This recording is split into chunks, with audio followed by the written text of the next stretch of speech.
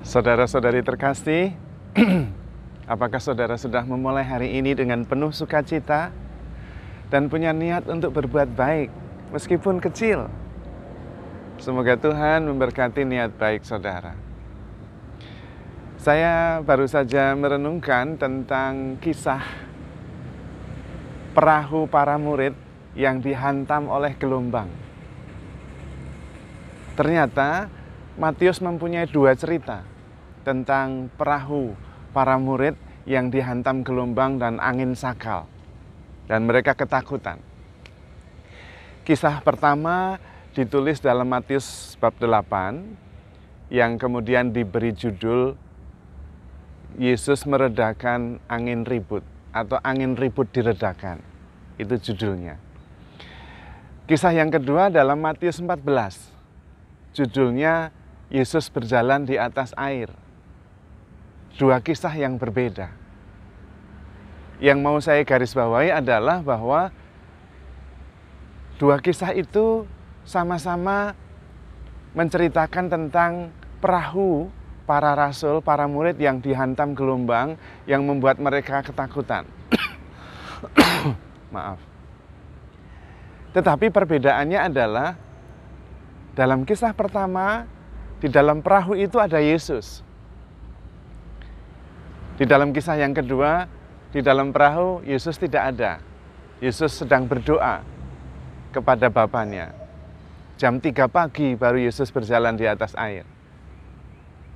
Maksudnya apa? Maksudnya adalah ada Yesus atau tidak, perahu para rasul, para murid itu bisa saja dihantam gelombang. Dan itu adalah kenyataan hidup. Hidup kita juga seperti itu. Ada Yesus, bersama Yesus atau tidak, bisa saja hidup kita dihantam gelombang.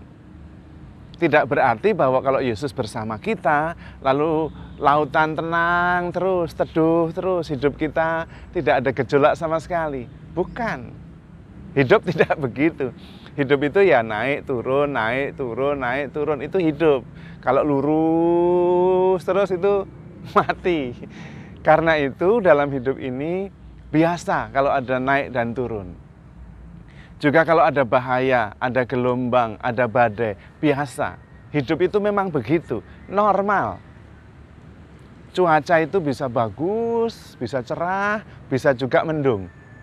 Biasa.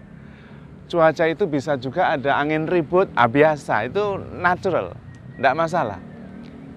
Yang perlu kita renungkan dari hal ini adalah kehidupan kita juga seperti itu. Kalau kehidupan kita kadang-kadang membuat kita khawatir, membuat kita bahagia, membuat kita cemas, membuat kita hilang harapan, biasa. Itulah kehidupan. Juga kalau hidup itu ada pandemi, itu biasa.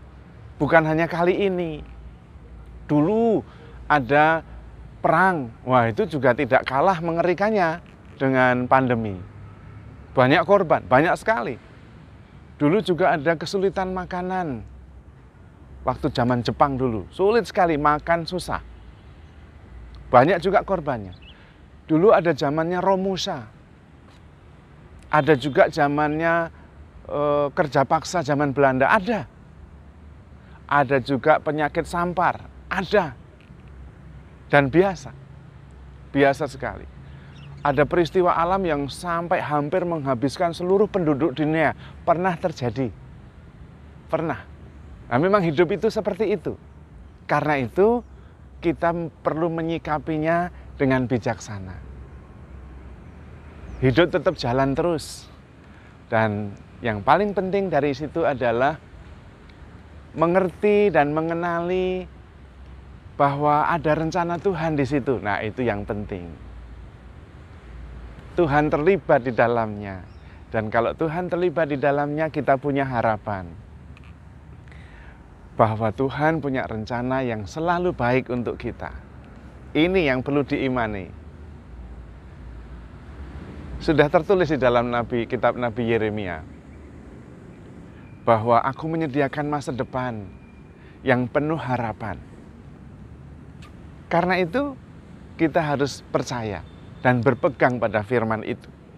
Kemudian juga perlu membekali diri dengan pengertian yang seimbang.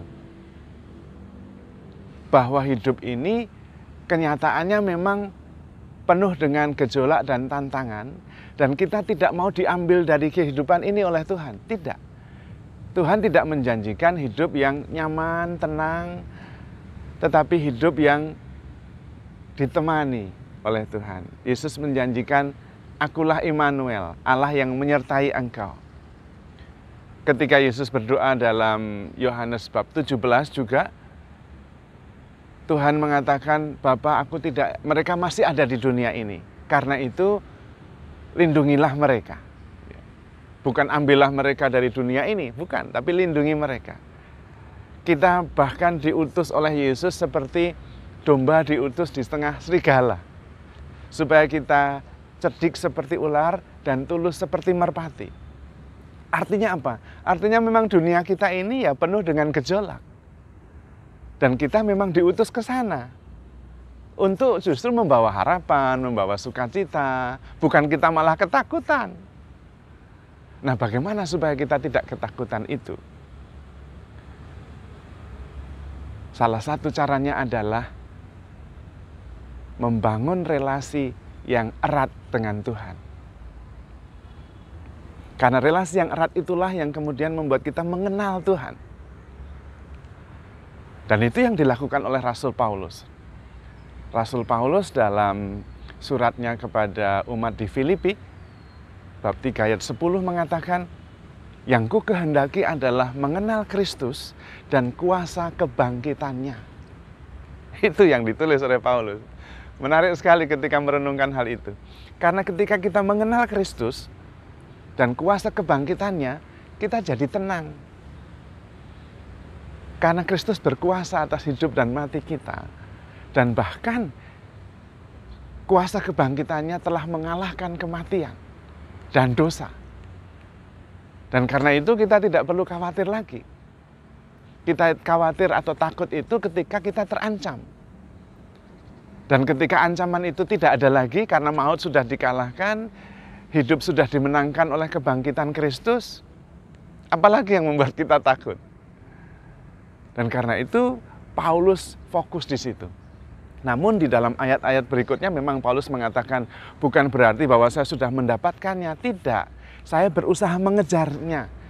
Kalau saya dapat menangkapnya, karena saya juga sudah ditangkap oleh Kristus. Itu bahasanya Paulus. Artinya kita berjuang. Memang tidak bisa menghilangkan rasa takut 100%, tidak. Tetapi minimum kita lebih tenang. Karena mengenal Kristus dan kuasa kebangkitannya. Dan kalau kita mengenal Kristus dan kuasa kebangkitannya, kita mengenal betapa kuasanya Tuhan. Dan Tuhan yang berkuasa itu adalah Tuhan yang peduli. Tuhan yang bisa datang kapan saja, at any time. Para rasul yang berada di dalam perahu, dihantam gelombang, dan Yesusnya ada di pantai, berdoa. Mereka tidak bisa berpikir bahwa Yesus bisa datang dan menolong mereka. Gimana datangnya? Tapi bisa. Yesus berjalan di atas air. Lah itu dia. Karena Yesus bisa berjalan, datang kapan saja dengan berbagai macam cara. Karena Tuhan adalah omnipresent. Selalu hadir dan hadir di mana-mana. Persoalannya, kita mengenal Dia atau tidak. Kalau kita mengenal Dia, maka kita mempunyai relasi dengannya dan kemudian mencintainya. Tak kenal maka tak sayang, itu kata orang bijak. Maka penting sekali kita mempunyai relasi pribadi yang erat dan akrab, dan kemudian mengenal lebih dalam, sehingga kita bisa mempercayakan hidup kita kepada Tuhan. Seperti biasa, kalau kita punya relasi yang baik dengan seseorang, relasinya baik dan kita mengenal dia benar-benar, kita bisa mempercayakan diri kita kepadanya. Oh, nggak apa-apa kalau sama dia, tenang aja, percaya saja, pasti beres. Seperti itu. Karena kita kenal, dan kita kenal kualitasnya, kita punya relasi baik, maka kita bisa datang dan kemudian mempercayakan diri kepadanya. Sama. Dengan Tuhan juga seperti itu. Maka menurut saya, dalam situasi seperti ini, yang ada banyak ups and down, situasi hidup kita yang kadang-kadang bergelombang dihantam badai, kita perlu mempunyai sebuah jadwal rutin. Jadwal rutin untuk bisa membangun relasi yang akrab dengan Tuhan. Seperti Tuhan Yesus sendiri. Tuhan Yesus itu hampir setiap pagi pergi ke tempat yang sunyi dan berdoa untuk membangun kembali relasi dengan Bapanya. Karena kemudian dalam relasi itulah pengenalan lebih dalam terjadi. Kepercayaan juga meningkat. Dan kemudian kita bisa menyerahkan diri sepenuhnya karena percaya dan mengenal. Apalagi Tuhan sendiri mengatakan, jangan takut. Percaya saja kepada Allah dan percayalah kepadaku. Akulah Immanuel. Aku akan menyertai kamu sampai akhir zaman. Nah, tetapi memang perwahyuan hanya bisa diterima dan dipercaya. Hanya itu, tidak bisa tidak. Kita percaya karena itulah perwahyuannya. Bukan karena kita percaya karena itu benar, karena itu baik, karena itu masuk akal. Bukan. Saya percaya karena itu wahyu. Saya percaya karena itu diwahyukan. Saya percaya karena Tuhan menyatakan dirinya. Hanya bisa dengan mempercayainya. Maka kita mohon rahmat Tuhan supaya kita bisa percaya kepada Tuhan dan mengandalkan Tuhan dalam hidup kita. Supaya kita tidak hidup diombang-ambingkan oleh gelombang. Supaya hidup kita tidak masuk dalam belenggu ketakutan. Tetapi hidup dengan penuh pengharapan. Dan hidup dalam damai sejahtera. Karena Tuhan beserta kita. Karena kita punya relasi dengan Tuhan yang akrab. Dan kita bangun setiap hari. Karena pengenalan terhadap Tuhan yang luar biasa itu. Yang maha kuasa. Yang berkuasa atas hidup mati kita. Namun yang sangat mencintai kita.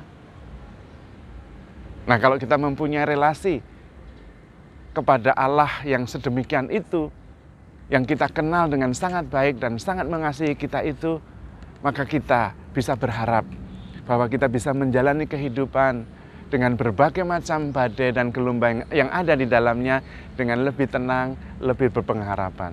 Termasuk dalam situasi pandemi ini. Karena itu, handle yourself with care, because you are loved. Tuhan memberkati.